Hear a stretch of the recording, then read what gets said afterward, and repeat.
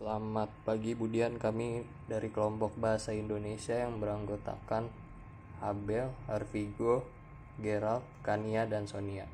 Hari ini kami akan mempresentasikan tentang kritik dan esai sastra. Topik pembahasan yang akan kami bahas yaitu pengertian ciri-ciri serta jenis kritik dan esai, perbandingan kritik dengan esai sastra, penyusunan kritik dan esai dengan memperhatikan aspek pengetahuan dan pandangan penulis, lalu ada analisis, sistematika, dan kebahasan esai dan sastra. Dan yang terakhir, penyusunan kritik atau esai dengan memperhatikan sistematika dan kebahasaan.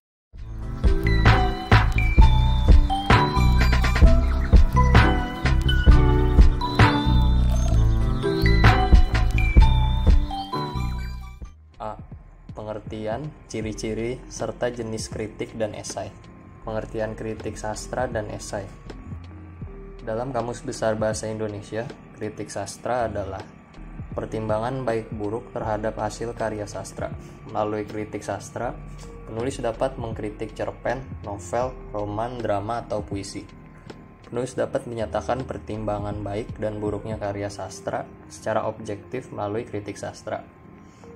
Lalu esai dalam KBBI adalah karangan yang membahas suatu masalah secara sepintas dari sudut pandang pribadi penulisnya. Dalam esai, penulis membahas suatu objek yang aktual menggunakan sudut pandang pribadi. Esai berupaya meyakinkan membaca untuk menerima pendapat atau pandangan. Lalu yang kedua ada ciri-ciri kritik dan esai. Kritik sastra memiliki ciri-ciri sebagai berikut. Ciri-ciri kritik sastra: memberikan tanggapan terhadap hasil karya, memberikan pertimbangan baik dan buruk sebuah karya sastra, lalu pertimbangan bersifat objektif, memaparkan kesan pribadi kritikus terhadap sebuah karya sastra, memberikan alternatif perbaikan atau penyempurnaan, tidak berprasangka, tidak terpengaruh siapa penulisnya. Ciri-ciri esai: berbentuk prosa, singkat, dapat dibaca dengan santai dalam waktu 2 jam, memiliki gaya pembeda, selalu tidak utuh, memenuhi keutuhan penulisan, dan mempunyai nada pribadi atau bersifat personal. Selanjutnya, kita akan membahas mengenai jenis kritik dan esai. Kalau jenis kritik sendiri tentunya ada beberapa jenis.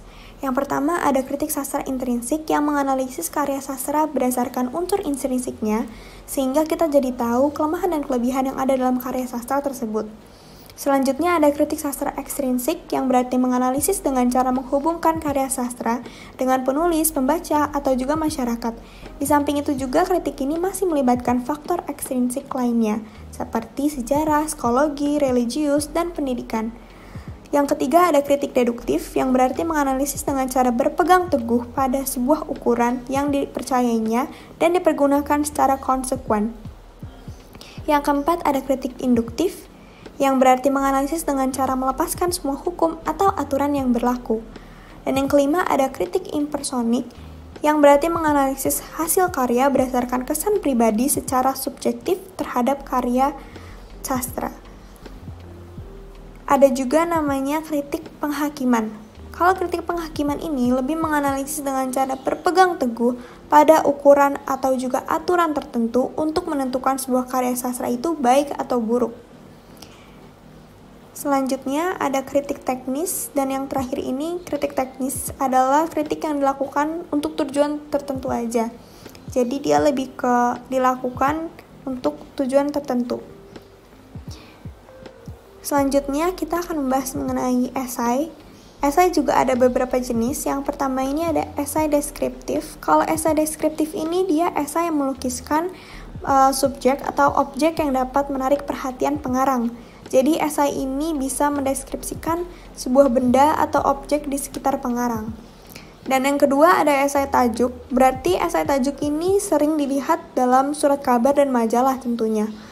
Esai ini juga memiliki satu fungsi khusus, yaitu menggambarkan pandangan sikap surat kabar atau majalah tersebut terhadap suatu topik dan isu dalam masyarakat. Di esai tajuk ini, surat kabar ini membentuk opini, lebih ke opini pembaca. Dan yang ketiga ada esai Cukilan Watak. esai Cuklan Watak ini esai yang memperbolehkan seorang penulis membeberkan beberapa segi kehidupan individual seorang tokoh kepada pembaca. Jadi lewat esai Cuklan Watak ini, pembaca ini dapat mengetahui sikap penulis terhadap tipe pribadi yang dibeberkan. Selanjutnya ada esai pribadi.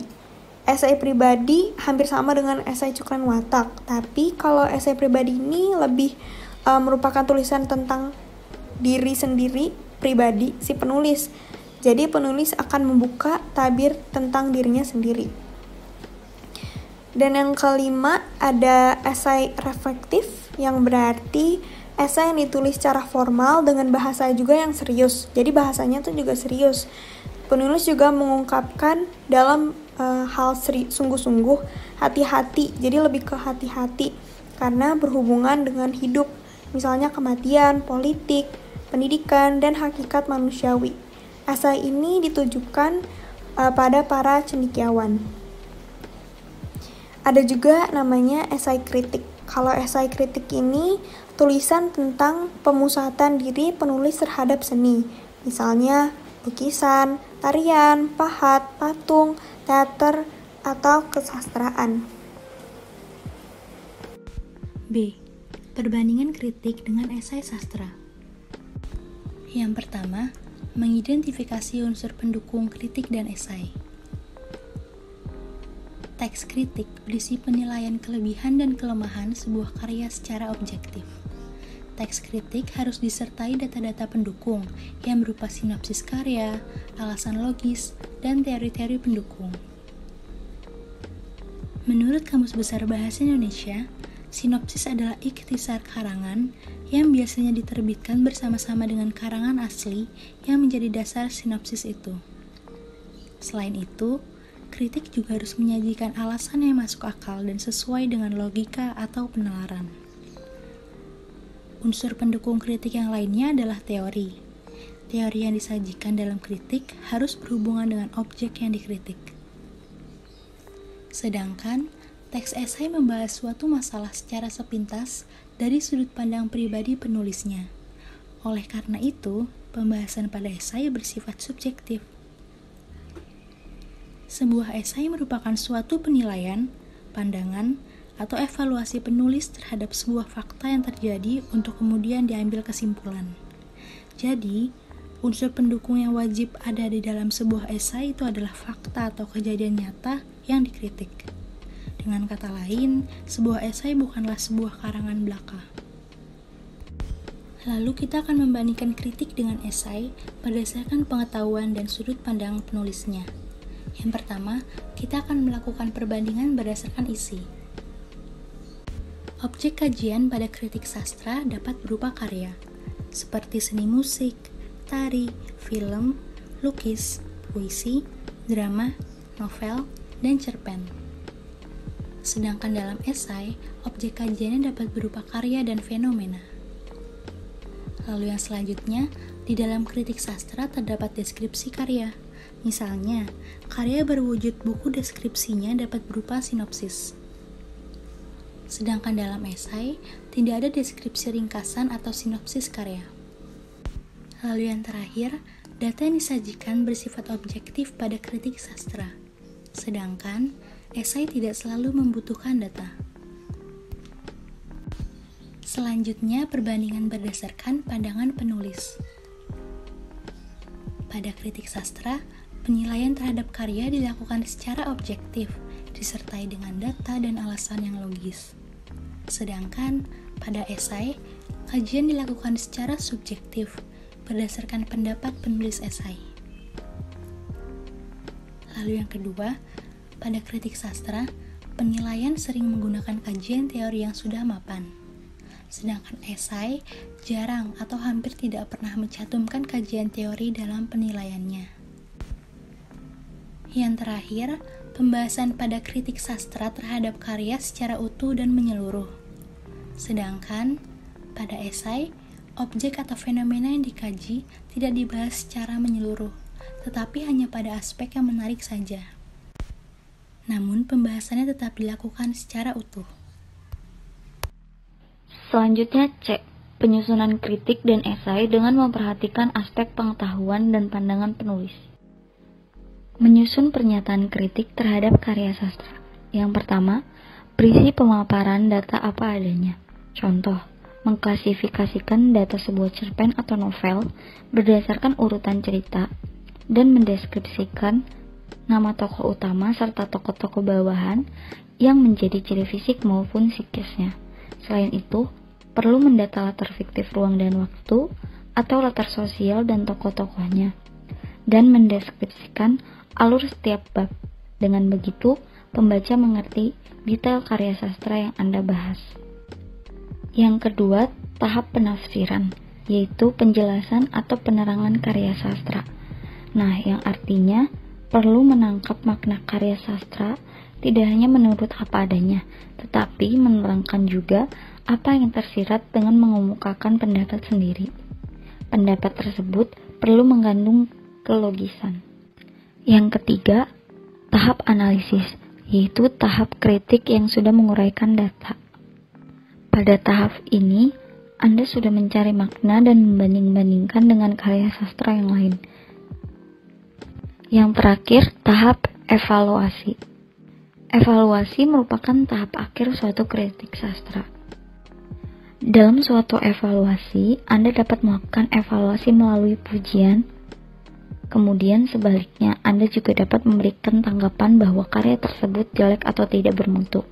Jadi, kritik sastra mencapai kesempurnaan setelah diadakan evaluasi atau penilaian.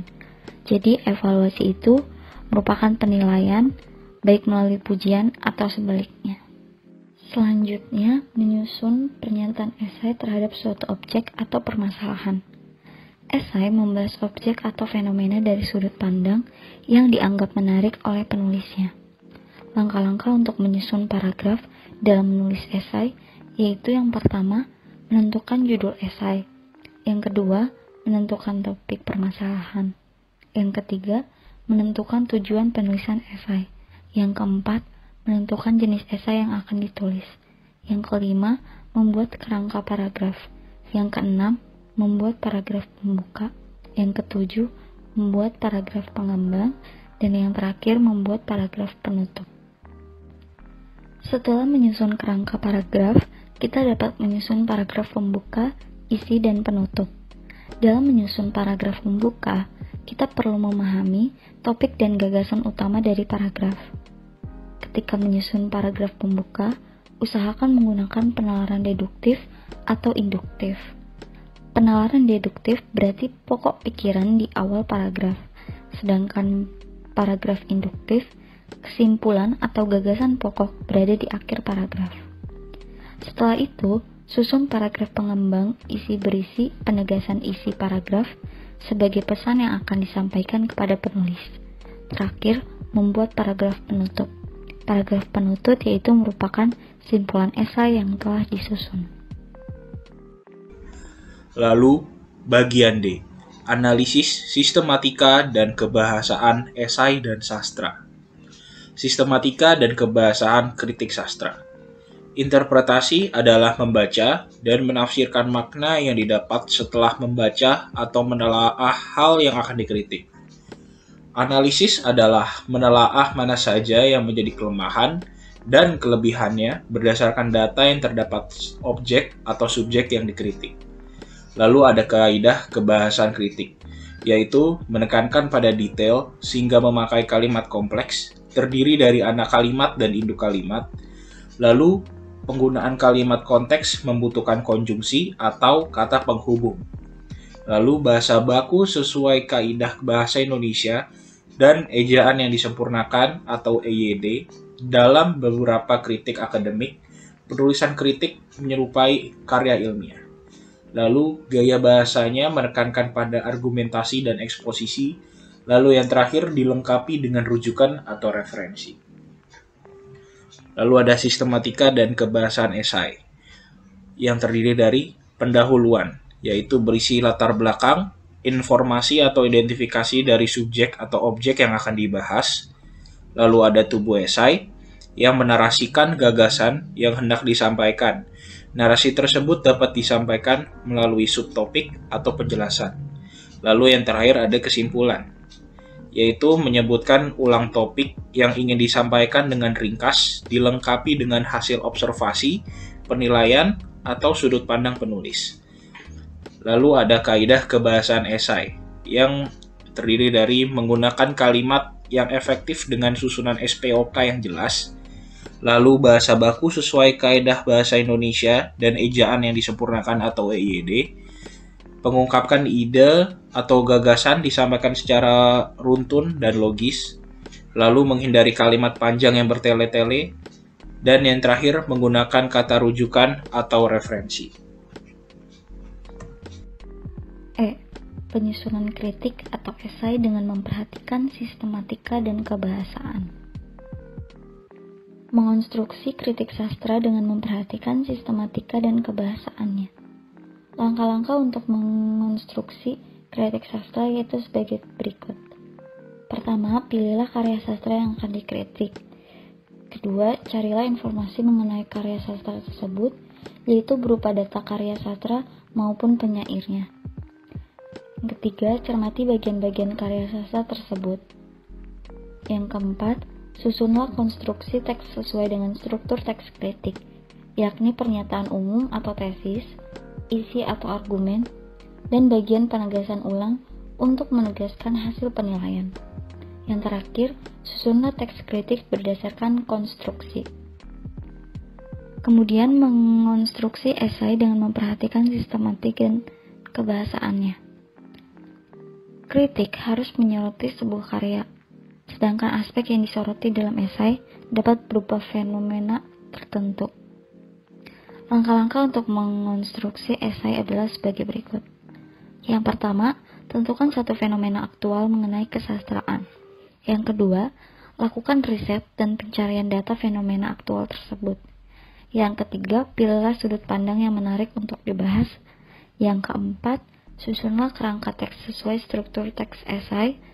Lalu yang terakhir, konstruksikanlah teks esai berdasarkan kerangka tersebut. Demikian hasil presentasi dari kelompok kami. Terima kasih.